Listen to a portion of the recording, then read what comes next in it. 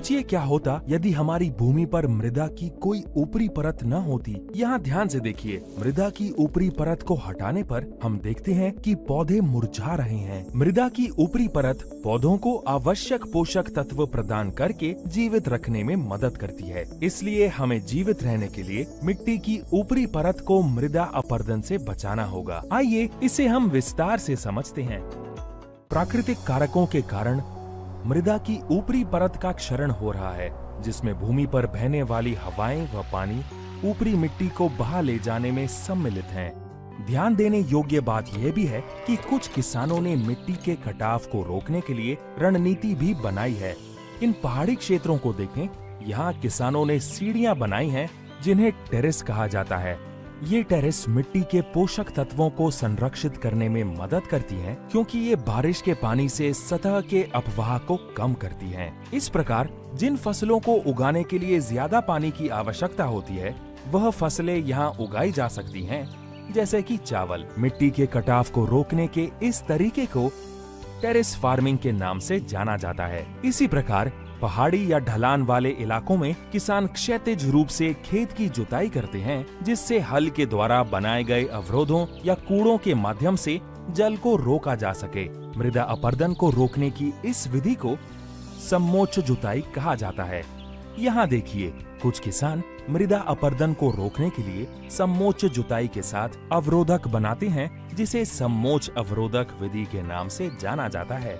इन अवरोधों को किसानों द्वारा पानी इकट्ठा करने के लिए इनके सामने खोदी गई खाइयों पर ठोस ब्लॉक लगाकर, या कभी कभी किसान मृदा के कटाव को कम करने के लिए लंबी घास और अतिरिक्त मिट्टी का उपयोग भी करते हैं। इसी तरह कई खेतों में मृदा के कटाव से बचने के लिए किसान पत्थरों के ढेर से छोटी छोटी दीवारें बनाते हैं, जिससे पानी के बहाव को धीमा कर नालियों में बहने वाली मिट्टी के नुकसान से बचा जा सकता है। इस विधि को चट्टानी बांध के रूप में जाना जाता है।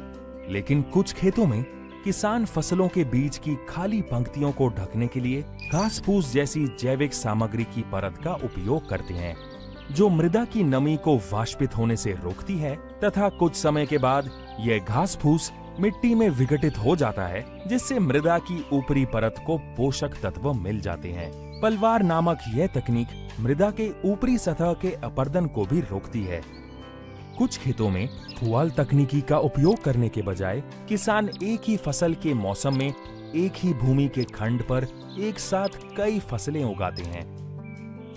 इस पद्धति को अंतर फसलीकरण कहा जाता है।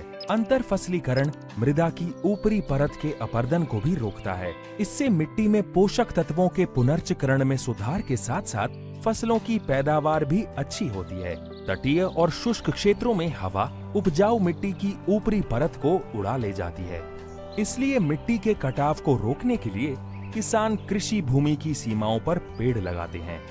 पेड़ों की ये पंक्तियां, जिन्हें शेल्टर बेल्ट कहा जाता है, खेतों के चारों ओर एक ढाल बनाती हैं और मृदा की ऊपरी परत को हवा के कटाव से बचाती हैं। जल भी मिट्टी की तरह एक बहुमूल्य संसाधन है और सभी प्रकार के जीवों के लिए स्वच्छ जल आवश्यक है। क्या होगा यदि पृथ्वी की सतह से अचानक सारा पानी गायब हो जाए? और अधिक जानने के लिए हमारे साथ बने रहिए।